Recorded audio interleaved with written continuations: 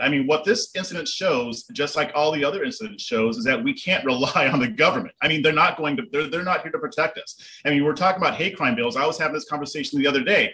Part of me is almost glad that they did, because it wouldn't have done anything anyway. It would have given us a false sense of security. The bottom line is that if we're going to be protected from white supremacist threats or other threats, we got to do it ourselves.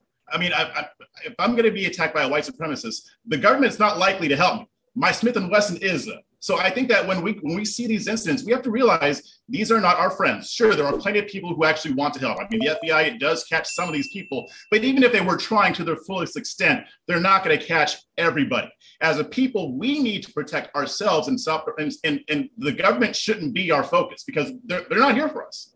Well, I think the hate crime bills have more to do with the consequences that come along with it. I mean, you can carry a Smith & Wesson, but I doubt that you're ready and prepared to pull it out in the grocery store while you're picking up your orange juice. That's a different situation that I don't think anyone in that grocery store was prepared for. Not even the security guard that was shot and killed, who pulled out his gun to shoot at the man who had body armor on, and that did no good either. Go ahead, OJ.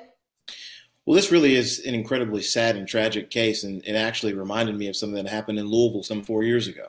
We had a shooting in our local Kroger, one of them, and it was racially motivated as well. A few black folks lost their lives. I was talking to a colleague, a black woman, about this yesterday. That was her Kroger, and she felt like she couldn't go in there for several months afterwards, and she said a lot of people felt the same way.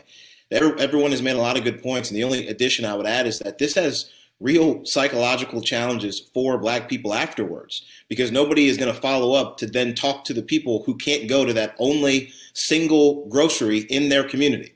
Right. Because again, this shooter chose this place because this was in the most predominantly black neighborhood in Buffalo with the one grocery store that they have. So we are certainly talking about white supremacy. That is absolutely a terrible domestic issue that we need to figure out. But there are other policy implications here as well. When you have one grocery for all the black people in your community, and you have somebody with this deranged mind, you effectively allow them to create a kill box in a grocery store. There are incredibly layered, deep problems from a policy perspective that we've got to figure out locally, state, and federally. But also, I think that we're right, that we have to look at these issues for ourselves and figure out how we can police our own communities. And by police, I mean, if you see something, say something. We've got to protect one another as citizens in this country. And Tammi, you mentioned the security guard who was also a retired cop and a father of three and a pillar of the community. And he was the good guy with a gun. And so that whole good guy with the gun thing, they want us to arm ourselves. He was trained. For me, somebody, if I'm in a grocery store, you don't want me with a gun because I'm not the one. I'm already going to be flustered. I don't know what I'm doing. And this good guy with the gun thing, we really have to figure out how to best deal with these guns in America, because they are the problem. This guy had better weaponry than the police. Just a quick note about the hate crimes bill, though. It's called the Asian American Hate Crimes Bill, but it funds hate crime prevention and reporting for everyone. It's not only for Asian Americans, it's for all people. And it added a couple of positions specifically dealing with Asian Americans, but we know that African Americans are the #1 target of hate crimes in this country, always have been and continue to be, even with the surge in Asian hate. And we know that hate crimes bill, regardless of what it's named, is actually meant to protect everybody, all Americans in all 50 states.